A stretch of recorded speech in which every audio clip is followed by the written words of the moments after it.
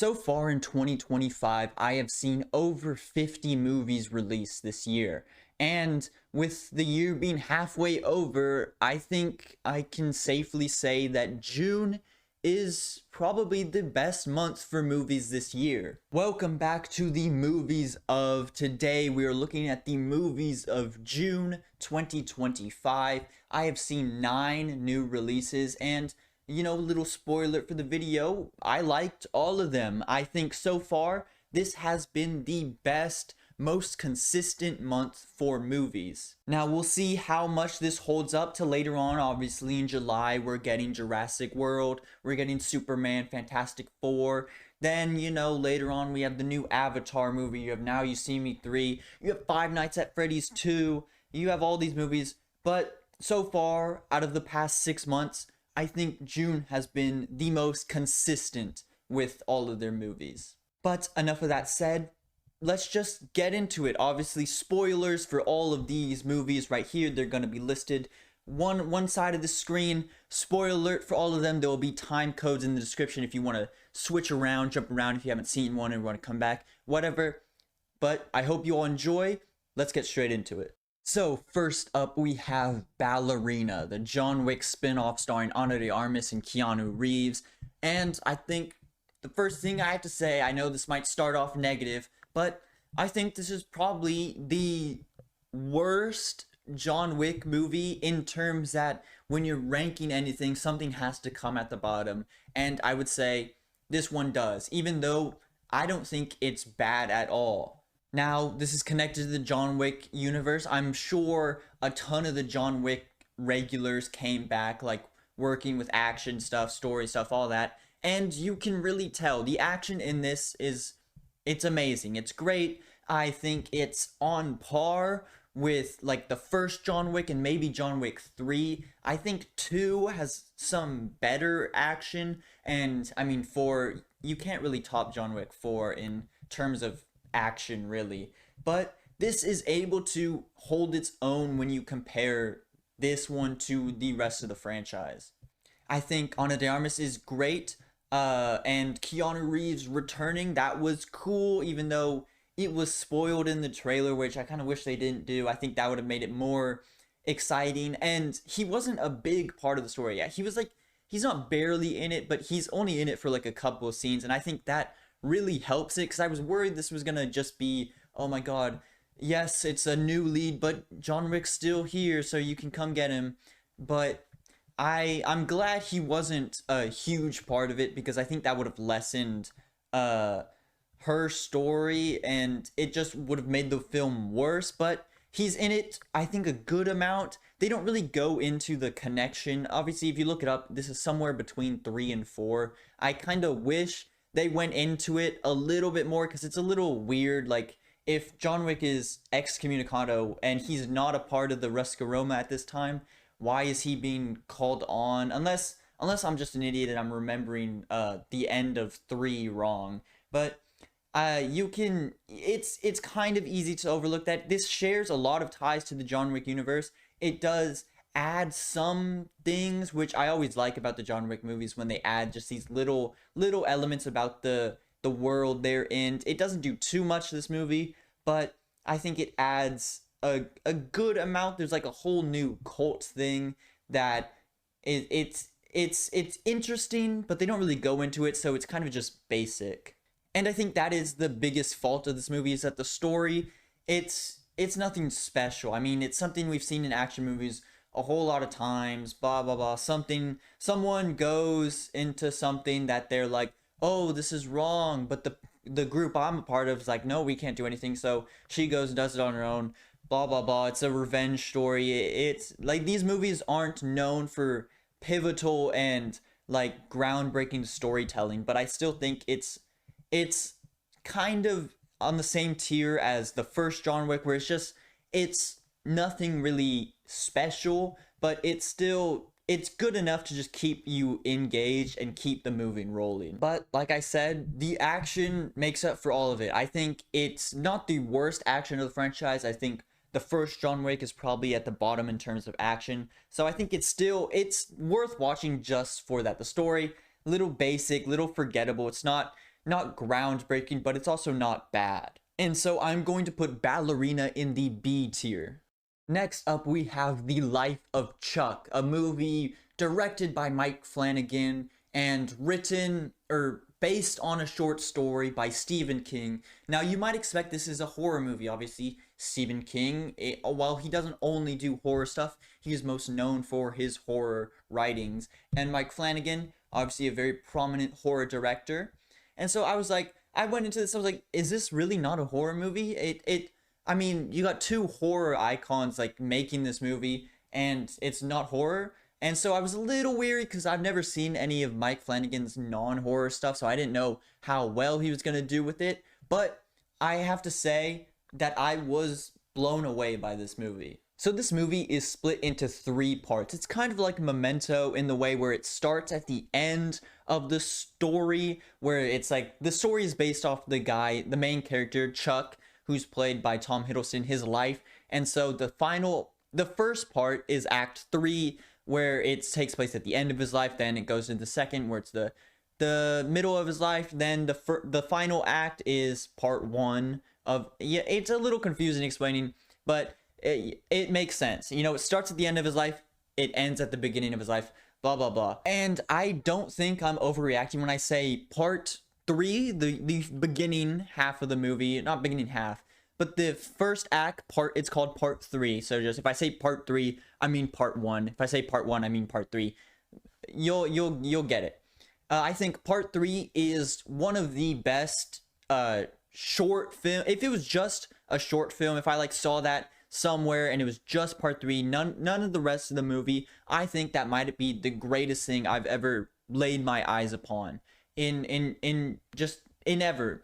It's the best thing ever. I think part 3 is genuinely phenomenal. Now, the other two parts, part 2 and part 1, I think are not better, but they're still really good. They're still really entertaining, and they're more fleshed out. The part 3, it just kind of throws you into this apocalyptic scenario, and it's really interesting. And while this is not a horror movie, it does have some like creepy moments where just the characters are like, oh my god, the world is ending, like we're all about to die. And it's like kind of, you know, it's sad, it's horrific in a way. They're like coming to terms with death, but that's kind of like the whole, and when you think more about it, that's like the whole point of the movie. And so it's just, the part 3 is just so well done. But part 3, I just can't say it's praised enough. It was genuinely phenomenal. And while these other two acts, I don't think like stand as tall, they're not as strong as part 3, they're still really good. And all these acts are very different. Part 2 is more like Chuck at his middle age. He's still like kind of, he's like a tax accountant, something like that, with no real purpose. And then he gets into this scenario walking down the street. He meets these people and he's like, oh, this, like, you don't know why you do things, but you do them because that's life. You know, it's kind of like finding the purpose of life. And it's still very sweet, great acting like all of these parts do, and great storytelling. I think part 2 is probably the weakest of them. Then again, I don't think it was bad at all. And then part 1 takes place with Chuck at the beginning of his life. He's in like middle school. It's definitely the longest one, and I think it's also pretty good. It's definitely better than the second one. It's not as good as part 3, but it was still interesting. Obviously, the acting, again, phenomenal. In all of these parts, the acting is just top tier. Some of the best performances by these actors that I have ever seen. And the actor who plays like whatever 10, however old you are in middle school, that Chuck, I think his name is like Benjamin Park. I think I just looked it up. And he was great. I think this was his like first role, and for like a kid, not even for just a kid actor, for like an actor, he was great. It was all fun to watch. You know, he brings that charm and charisma. And then obviously when he's with scenes with like Mark Hamill, who plays his grandpa, they have great chemistry. And I think Act 1 also does the best at leaning into Mike Flanagan's strengths with like horror directing, because there are some not like scary moments, but they're like, I was kind of in the theater, I was watching, I was like, wait, so is this a horror movie? Because this like scene that's going on right now is like, you know, you see that Mike Flanagan's a great horror director. And so I think the best word I'm looking for is like chilling. It has some chilling moments. I wouldn't go as far to say they're scary or horrific, but it's like, okay, this is a little creepy what's going on right now. But this movie, it's kind of hard to explain, but I think it was phenomenal. Act 3 is, if that was just a short film, like just that on its own, I think this would have been the best movie of the year, best short, I guess, of the year, best thing I've ever seen. This is definitely worth a watch. Great acting, great writing, great story, great message. Just everything is just great all around. So I'm going to put The Life of Chuck in the A tier. Next up, we have How to Train Your Dragon, the 2025 live action remake of the 2010 classic DreamWorks animated movie. Now, as you see, there's a little guest right here, a little toothless plushie that I did not purchase my own. I found it when I was leaving the theater, not to this movie, to a different movie we'll talk about later, but boom, found him sitting on the ground, took him home with me. Now, when I was a kid, I loved How to Train Your Dragon. I saw the first 2 in theaters. I was, I think, 6 when it came out, and like 10 when the second one came out, and I loved them. I remember crying at the second one in theaters, and I just remember loving these movies. Now, I did rewatch them because I was like, I haven't seen these movies in 10 years. I need to rewatch these. These were like my favorite movies as a kid, and sadly, I didn't love them that much. I thought they were good. I thought they were pretty good, but I just didn't really love them. And that's the same way I feel about this remake. It's the exact same as the animated movie, except it's somehow like 20 minutes longer, and the extra time, I didn't really see any like brand new stuff. Obviously there's some new scenes, you know, some little added context here and there, but it's nothing like game changing like the Lilo and Stitch remake. And I think that's a fault of it. Now, I talked about Lilo and Stitch in the last video. I commended it for doing something different because I always love to see when remakes and reboots actually try something different instead of just being the exact same. And I'm not going to talk about Lilo and Stitch here. You can go watch the other video. But I think that is a fault of this movie because maybe it's because I literally watched the first one a couple days before watching the remake. So I was like, okay, I don't need to see this again. I literally just watched this. I don't need to see this again. But I think the cast is great. I love Mason Thames as Hiccup. I think he is phenomenal. I think you couldn't have gotten anyone better to just embrace the Hiccup feel. I think the dragons look amazing. The CGI is phenomenal. I obviously like Gerard Butler as Stoic. Obviously, he played him in the animated movie, so here and there. The side characters I didn't love. I mean, I didn't hate them. I think they're better in the animated movie, but they just kind of feel underutilized. Like they're not really in this movie. They don't really do a whole lot. But that's really all this movie is. I mean, I can't really say anything to if you love the original, you're probably gonna like this. If you hate the original, you're gonna hate this because it's the exact same. There's nothing really different about it. I think the original is pretty good, so I think this one it's good, you know. I obviously like the original more because I think it does what it's trying to do a little bit better. It's funnier, it's more charming, it just feels more natural. This one, I don't think it's as funny. I think a couple of jokes are good. Most of them just kind of land flat for me. I just think the performances are good. The CGI is the best part about this movie. It's phenomenal. All the dragons look amazing. And so I think it's good. It's definitely better than a lot of live action remakes we've gotten recently, but I'm not excited because I know they're going to make a second one to this. I'm not really like crazy excited for this because I'll just go watch the animated movie instead. So I'm going to put How to Train Your Dragon in the B tier. And for next up, we have Materialist. Now, you've probably heard, if you know about this movie, you've probably heard that, oh, the trailers aren't very similar to the tone of the actual movie, and that is true. I went into this movie expecting a challengers type thing, like thruple movie. It's a rom-com. You know, it's gonna be funny. It's gonna have some funny little goofs, some funny little gags. It's gonna have some heartfelt moments, but in the end, you know, maybe I don't know. I thought it was gonna be more of a basic rom-com, but it it's not really. I think some people were exaggerating, saying the trailers were drastically different. This is nothing like what I thought it was going to be. I think that's a little over exaggerating, but I really liked it. I thought it was a lot better than I thought it was going to be. Now, Celine Song directed this movie. She obviously made Past Lives, the 2023, not last year, the other year. And you know, this might be a hot take, but I didn't love Past Lives. I thought it was pretty good. I didn't love it as I thought. I think this movie is better than Past Lives, but I haven't seen that movie in 2 years since it came out, so I think I gotta rewatch it before I can really stand on that statement. So this movie follows Dakota Johnson. She is like a matchmaker for rich, lonely narcissists who can't fall in love and blah blah blah.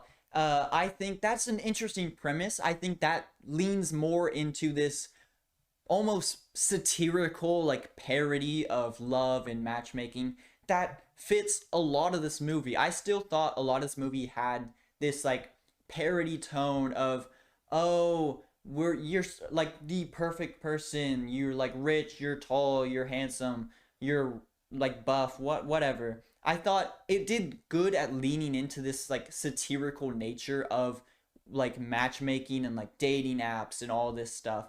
And in another world, I would have liked to see that just be the entire movie, more of like a funny rom-com type thing.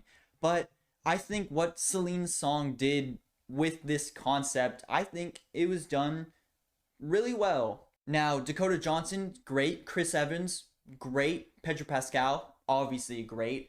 Now, I the only Dakota Johnson I've seen, at least in recent years, was Madam Web. And then Chris Evans, obviously, he doesn't have the greatest track record with non-superhero movies. And so I was a little worried. I was like, okay, you're going to put these two leading a movie together, but they were really good. They're really good together, really good by themselves. And it was just, I was happy to leave the theater being like, okay, maybe Chris Evans can be in non-superhero movies. Maybe Dakota Johnson just was phoning it in Madam Web, and that's not really her like true acting ability, because she was really good in this. And obviously Pedro Pascal, great in everything, great in this. Now this movie does kind of take a dark turn in some of the scenes. I'm not gonna go fully into it, but it does delve into SA, which I think was done in a really respectful way. I guess that's the best word I'm looking for. It wasn't done as like a gag. It was taken very seriously, and I think it was really interesting to see in the movie, like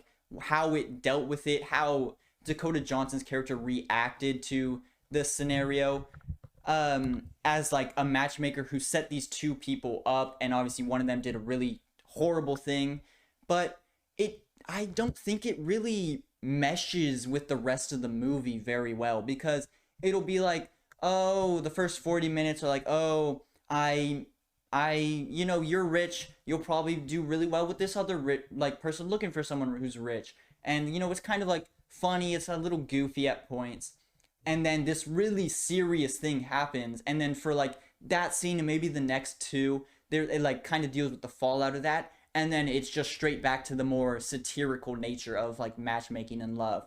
And then later on down the movie, it goes back into the topic, and then the same thing the next two scenes later, whatever, it kind of fades back into the more satirical nature. And so I think it's a little while I don't think it's done it poorly, it just kind of feels a little out of place. And I really hate when those people say this is just poor man propaganda. No, that doesn't make any sense. Obviously, Chris Evans and Dakota Johnson should have ended up together. I don't know. I really liked the flower ring. I thought that was really, really, really cute, really endearing. Obviously, she shouldn't have ended up with Pedro Pascal, because there's like a scene in the movie where they say they don't love each other. So why should they be together? I think that's just broke, unhappy people. Be broke and unhappy. Let love shine. But enough of that rant. I'm going to put Materialist in the A tier. Next up, we have the Phoenician Scheme. I'm hoping I'm saying that correctly. This is obviously the new Wes Anderson movie, and you're probably wondering, why is this such late into the video? I usually do these videos by when I've seen the movie. This is obviously the first movie that released in May, and so like, why is it like 4th or 5th?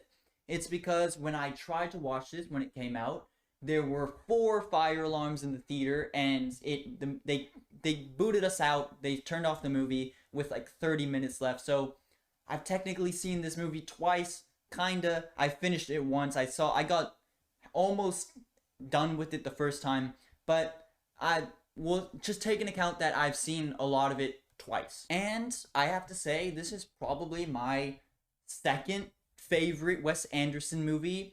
To be fair, the only Wes Anderson movies I've seen was this one, The Phoenician Scheme, and Asteroid City. So I've only seen 2 of his movies, but I still think it's probably my second favorite. I liked Asteroid City more. I think it does what Wes Anderson usually does a lot better. I think, you know, people will say this is just the exact same as every other Wes Anderson movie, and they're not completely wrong. It does have a lot of Wes Anderson tropes. It is filled with Wes Anderson tropes, and so if you love his movies, you'll love this. If you hate them, you'll hate this. It's just like that. And to be fair, there were points where I was watching this, maybe because I watched it twice, where I was like, okay, I'm kind of getting tired of, you know, a square angle. One person's right here, one person's right here. They look into the camera, they say something very monotonely. The other person says something very monotonely, but it's a little funny because you're saying this weird thing in such a serious tone. A little bit, like an hour into the movie, I was like, okay, are we really seeing this over and over? But I still think it's pretty good. Obviously, the performances are great. I think it has a lot of fun moments, it has a good couple of funny moments. I think some of the jokes fell a little flat just because you're like, okay, this is like the same thing that happens just with different words. But I still think a lot of the gags are pretty good. I really liked this, like, the heaven scenes that kind of flash forward. I thought that was probably the most interesting part of the movie. I thought that was really good, and I kind of wish they leaned into it a little bit more, because I was expecting the main character to just die at the end and just a final scene with like Bill Murray as God and blah blah blah. But that didn't really happen. I was kind of hoping that happened, at least a more concrete ending with that part of the movie. But I do love the story, you know. One of my favorite tropes, and call me a little basic, but one of my favorite tropes in like games and movies and TV shows is, okay, we got a list of people, we got to get to this person, we got to get to this person, we got to get to this person, and then just the process of going through, checking all these people off the list. That's one of my favorite tropes in just media. And so I found it really fun. I liked seeing all the different caricatures of people. Some of them were a little too similar to each other. Some of them were just weren't a whole lot interesting, as at least to the others. I really liked Benedict Cumberbatch. I liked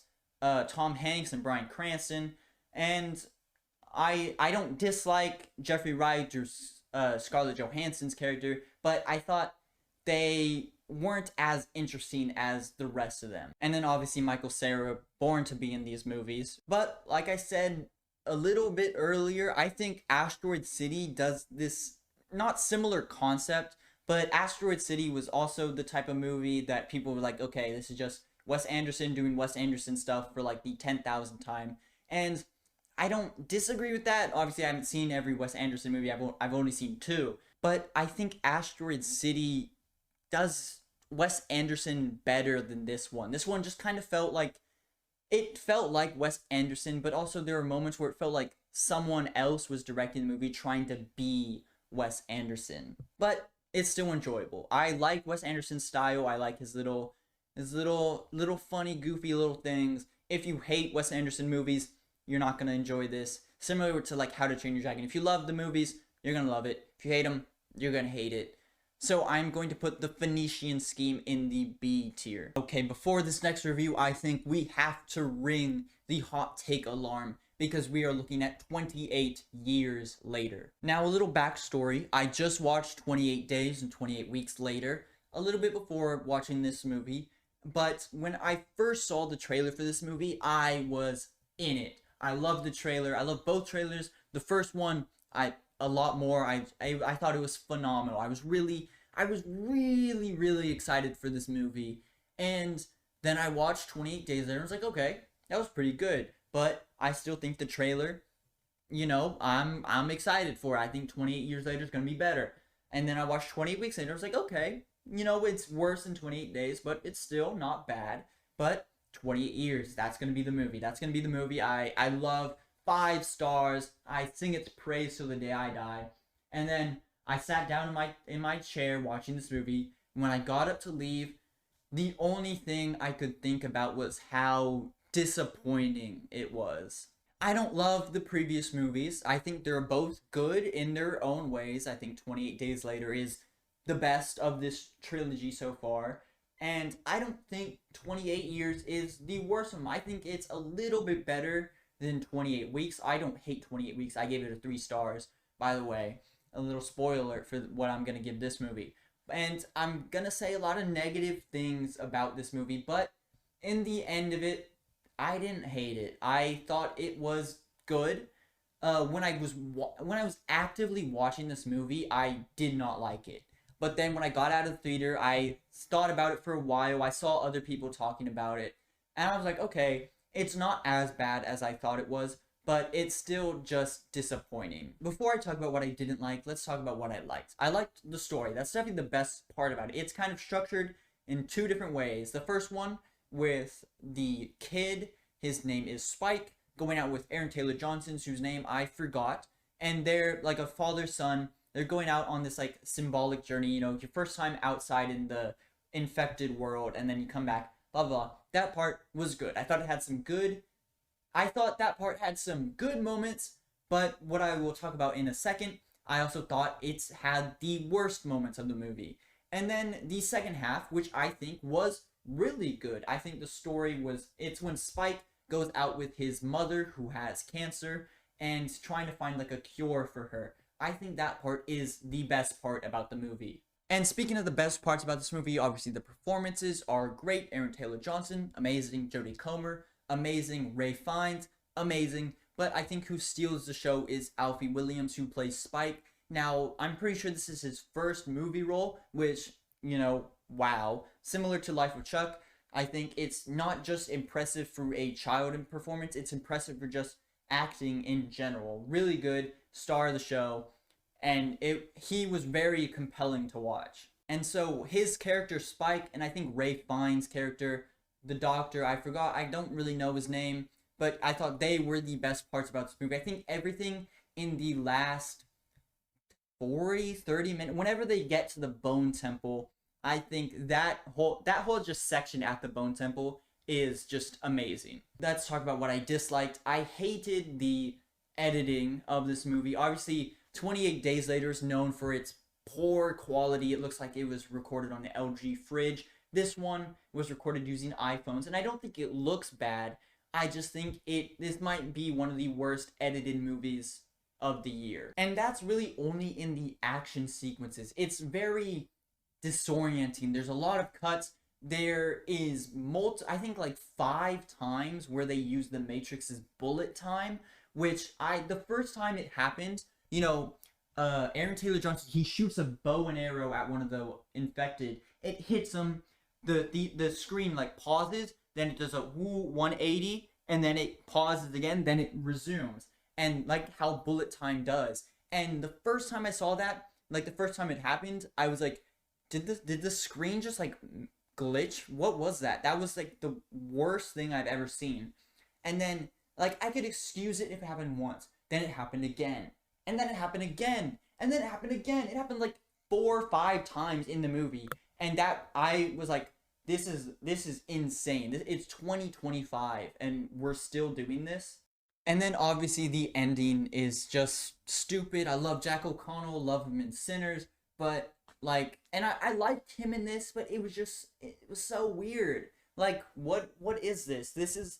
I thought this was like a scary horror movie, but no, you got the goddamn Power Rangers coming out just up as Teletubbies. You know, it's stupid. It's a stupid ending. I know that there are 2 other movies coming out. I think the next one comes out next year, maybe this year. I don't know.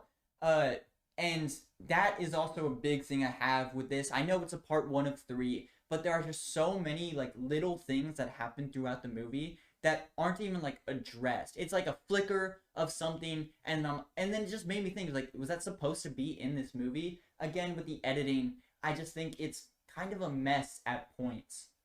But with all that bad stuff said about it, I still liked it. I still liked the performances. I still liked the character dynamics. I liked the core story, especially between Spike and his mother. So that was very sweet and heartwarming and pretty sad at points.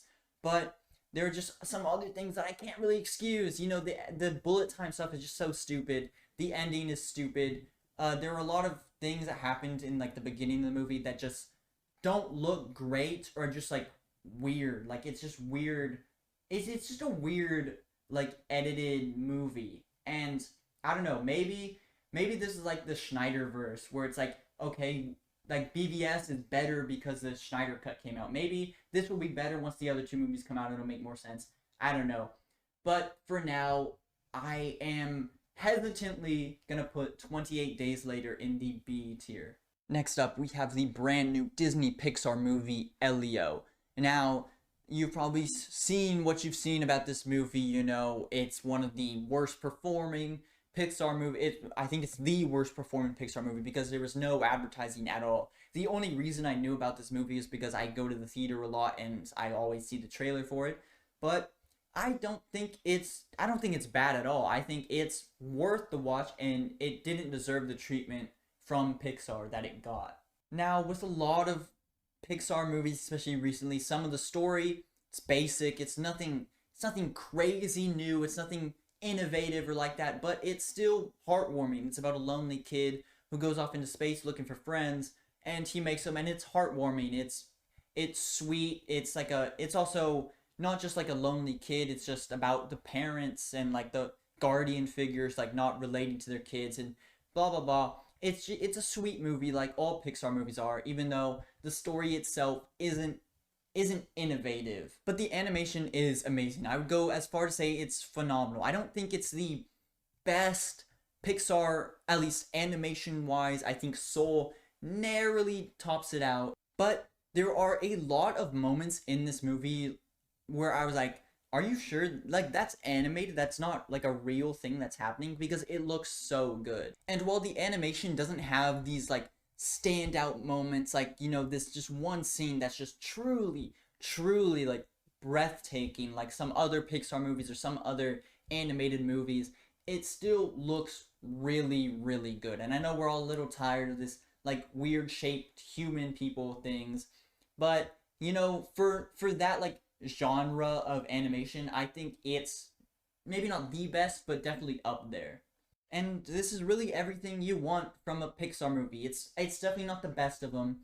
It's definitely not the worst of them. But, you know, it has great things from just what Pixar does. Great animation, a nice, sweet story. It's short. It's just a fun time. And that's really all you can say about it. The bad thing is that it's nothing new. It's nothing special. Obviously, they haven't really done this story before, but it's just the core elements of the story has just been done over and over by Disney, by Pixar, by DreamWorks, by really every studio, and it doesn't really do anything too different besides that this kid is in space and he's friends with an alien and he's part of like an intergalactic council, you know? But there are very emotional moments. Like I said, it's very sweet. It's about like a guardian figure who can't really relate to their kid. It's about a kid who feels lonely, and the end, it's sweet. It's like, it's as sweet as every other Pixar movie. I'm not gonna lie and say I didn't tear up a little bit during some of the moments.